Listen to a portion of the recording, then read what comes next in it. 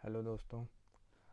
आज आज ये वीडियो इंग्लिश नहीं हिंदी में ही बनाऊंगा, क्योंकि इस वीडियो में मेरे इमोशंस बहुत ज़्यादा जुड़े हैं। कल जिम में एक ऐसा इंसिडेंट हुआ जिसने पूरी रात मुझे सोने नहीं दिया। मैं आज सुबह से यही सोच रहा था कि मैं ये वीडियो बनाऊं या नहीं बनाऊं। बनाऊं तो क्या बोलूं, किसको समझाऊं। पहली बात तो ये वीडियो उनके लिए तो बिल्कुल नहीं है जो लोग दिन में 3-3 इंजेक्शन ठोकते हैं, जो लोग ड्रग्स करते हैं, अब्यूज़ करते हैं, फ़िटनेस का नाम ख़राब करते हैं।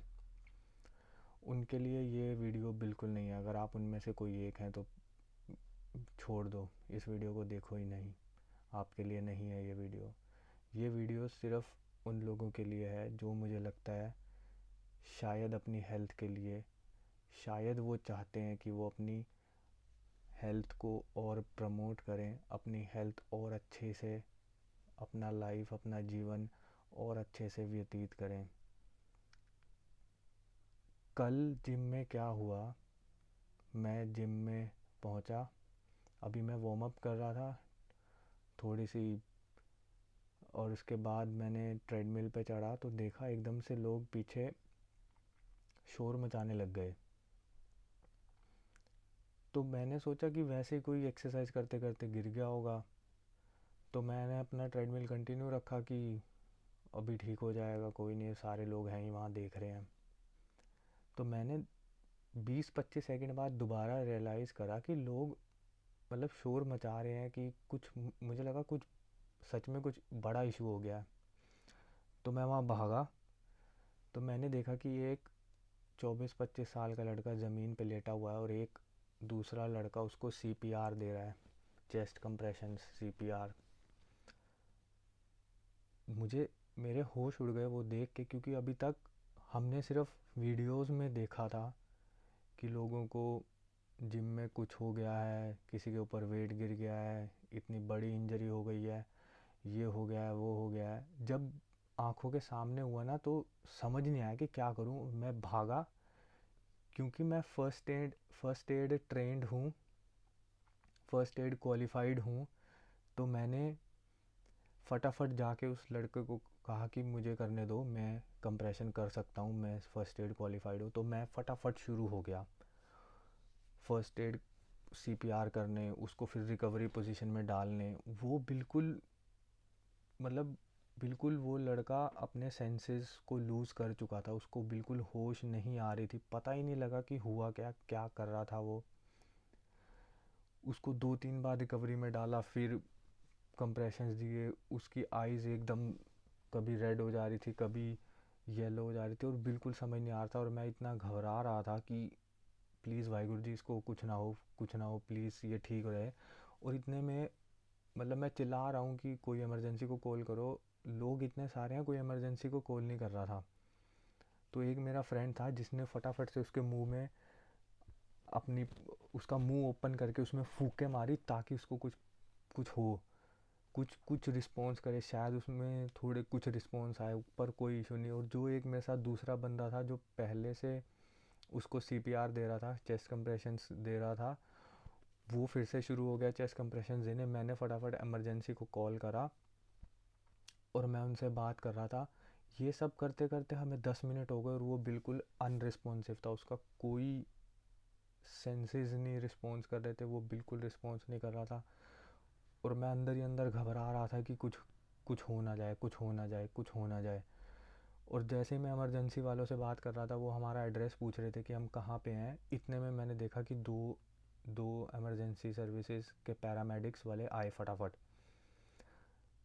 तो जब वो आए, उन्होंने देखा उसको, तो उन्होंने फटाफट कहा कि अपना जिम वाला फर्स्ट फ्लोर खाली कराओ, सबको नीचे भेजो। और जब मैं जिम खाली कराने के लिए लोगों को बोल रहा था कि सारे नीचे जाओ, सारे नीचे जाओ, जिम अभी ऊपर वाला फ्लोर बंद है, पैरामेडिक्स आ रहे हैं, वो उनको ट्रीटमेंट करना है, जो भी करना है। कुछ लोग तो मतलब अपसेट हो रहे थे कि यार इसकी वजह से हमारा वर्कआउट। मैं ये सोच रहा था कि यार लोगों के पास दिल बिल्कुल नहीं है। लोग किसी का दुख समझते ही नहीं है। लोग सिर्फ अपने लिए जी रहे हैं, अपने लिए जो भी करते हैं अपने लिए, उनको किसी के दुख से कोई मतलब नहीं है। और मतलब मैं इतना घबरा गया था उस सिचुएशन में। मैं बस ये प्रे कर रहा था कि वाहिगुरु जी प्लीज़ ये ठीक हो जाए, इसको कोई इशू ना हो, इसको कोई इशू ना हो। क्योंकि मैं अपने हाथों से उसको कंप्रेशन दे रहा था, सीपीआर दे रहा था, तो मुझे समझ नहीं आ रही थी कि इसको हो क्या गया एकदम। वो लेग्स का वर्कआउट कर रहा था और उसने, मेरे को जो पता लगा बाद में, जो उसके साथ आसपास लोग वर्कआउट और भी कर रहे थे, कि वो चेस्ट का लेग्स का वर्कआउट कर रहा था। और लेग्स के वर्कआउट 2 सेट उसने करे, फिर वो तीसरा कर रहा था तो बीच में वो रुका और एकदम ऐसे अनकॉन्शियस हुआ और इधर ही गिर गया। और बिल्कुल समझ ही नहीं आ पाया कि उसे हुआ क्या। फिर जैसे ही वो 2 पैरामेडिक्स वाले आए, उन्होंने देखा कंडीशन थोड़ी सी क्रिटिकल है, तो उन्होंने अपने वायरलेस से बात करके और पैरामेडिक्स बुलाए।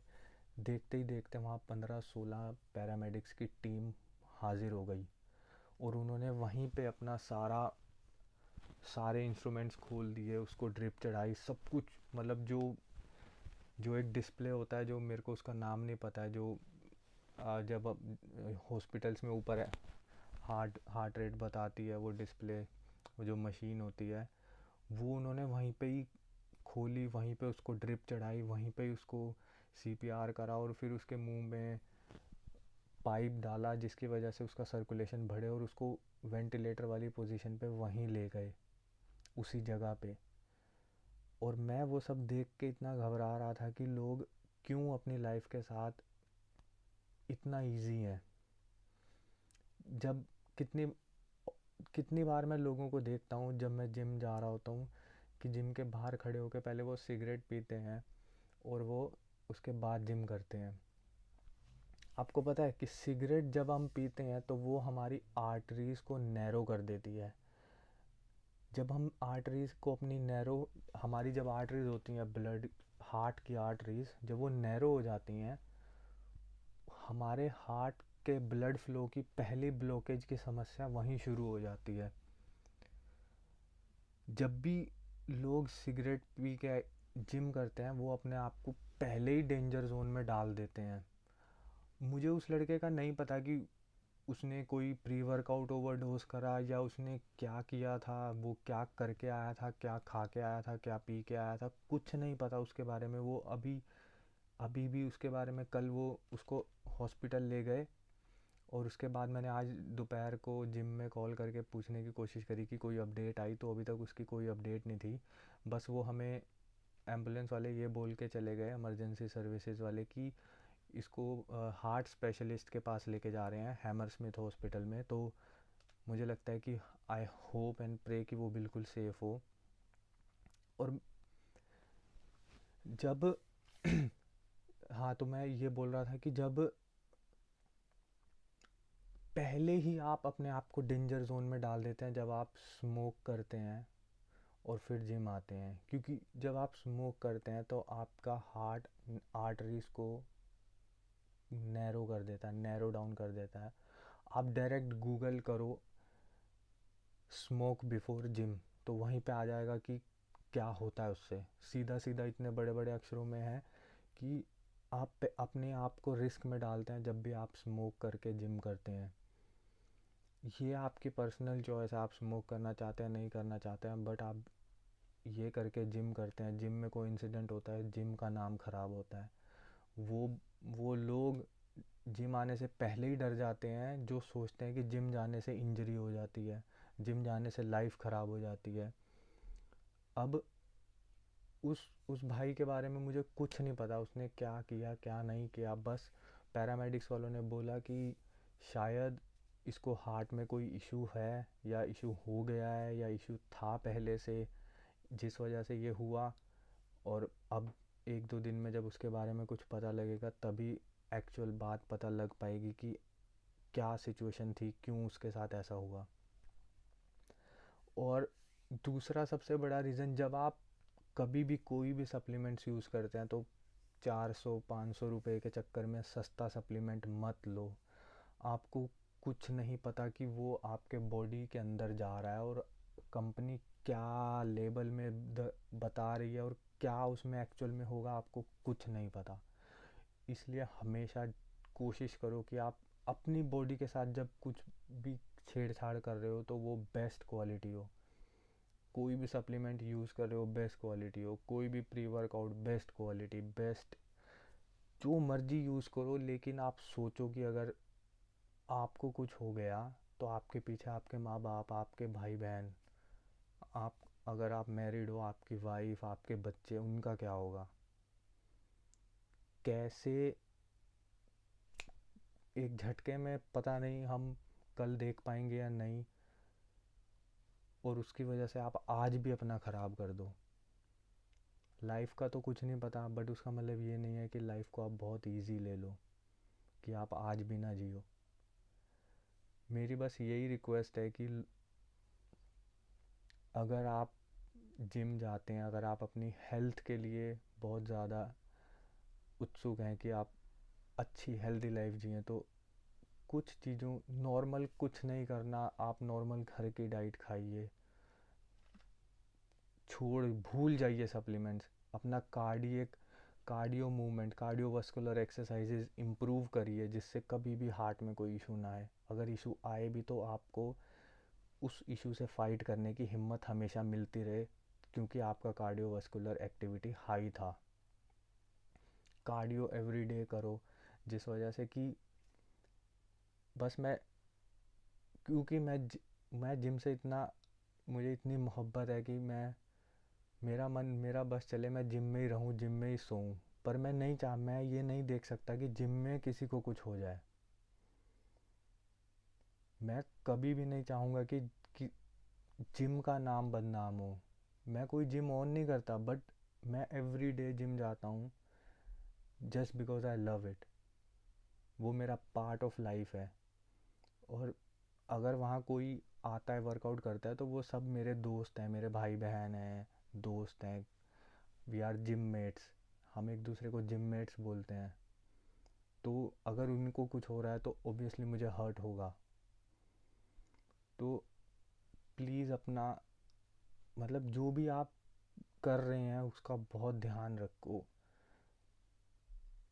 जब भी निकोटिन और कार्बन मोनोऑक्साइड जब मिक्स होता है ना, तो आपकी आर्टरीज बहुत, मतलब बहुत ज़्यादा डेंजर में चली जाती हैं। तो इन चीज़ों का ध्यान रखना होगा। लोग ड्रग्स यूज़ करते हैं, अब्यूज़ करते हैं, मतलब आप देखो तो आप कर किस लिए रहे हो, कहाँ क्या होगा उसके बाद।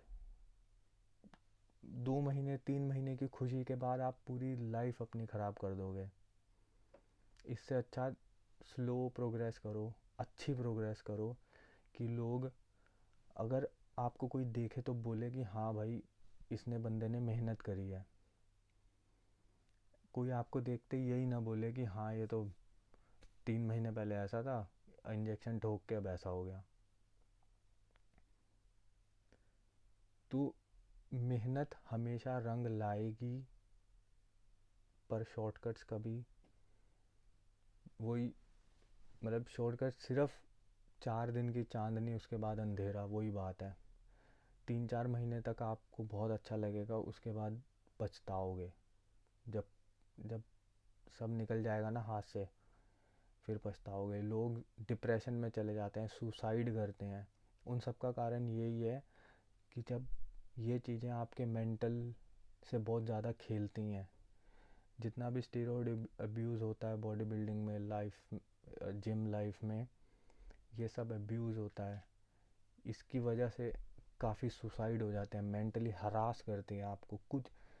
अब मेरी बॉडी में, सपोज़ कि मैं जिम जा रहा हूँ, मैंने प्री वर्कआउट ओवरडोज कर लिया, मेरी बॉडी में ताकत नहीं है। वो मुझे, मैं थका हुआ हूँ, काम से आया हूँ, मैं बहुत थका हुआ हूँ, मैंने प्री वर्कआउट का स्कूप लिया, अब वो कैसे वर्क कर रहा है कि वो मुझे फोर्सफुली एक्टिवेट कर रहा है। मेरे बॉडी में खुद में एनर्जी नहीं है, बिकॉज मैं सुबह से काम कर रहा हूँ, ये कर रहा हूँ, वो कर रहा हूँ, तो मैं थोड़ा सा टायर्ड हूँ। बट वो मेरी टायर्डनेस को दूर कर रहा है, फोर्सफुली मुझे पुश कर रहा है। तो वो कहीं ना कहीं मेरे सिस्टम से खेल रहा है ना, मेरे नर्वस सिस्टम को हिला रहा है। तो कोई भी चीज़ जब आपके नर्वस सिस्टम के साथ प्ले करती है तो उसका सिर्फ एक सीधा आउटकम नहीं होता, उसके बहुत सारे इनडायरेक्ट आउटकम्स भी होते हैं जो आपको उसी टाइम नहीं पता लगेंगे, लेकिन आपको लाइफ में आगे चल के पता लगेंगे कि आप ऐसे करते थे तो आज ये हो गया। मैं बस यही कहना चाहूँगा कि अपना ध्यान रखो, जिम को जिम की तरह समझो, फिटनेस को फिटनेस की तरह समझो। फिटनेस एक लाइफ जर्नी है जो आपको अपने साथ until end of your life you have to carry on. It's not a 3 months game, 6 months game, 1 year game. No, it's a lifestyle. You have to put it in your life कि हाँ, जैसे हम सुबह school जाते हैं, शाम को घर आते हैं, फिर कॉलेज ज्वाइन करते हैं, फिर कॉलेज से घर आते हैं, फिर हम कॉलेज ख़त्म करके अपने करियर में घुसते हैं, कोई जॉब कोई बिजनेस, सब एक रूटीन है ना, वो लाइफ का पार्ट है। ऐसे ही एवरी डे में 45 मिनट्स से 1.5 आवर्स एक लाइफ का पार्ट है। अगर आप वो अपने जिम को देते हैं, वो एवरी डे चलता है साथ साथ आपकी लाइफ के। ऐसा नहीं है कि 3 महीने कर दो फिर 6 महीने छोड़ दो, 3 महीने इंजेक्शन ठोक लिए, 10 महीने फिर इंजॉय करा। अपनी लाइफ के साथ मत खेलो, मैं बस इतना ही बोलूँगा। Thank you.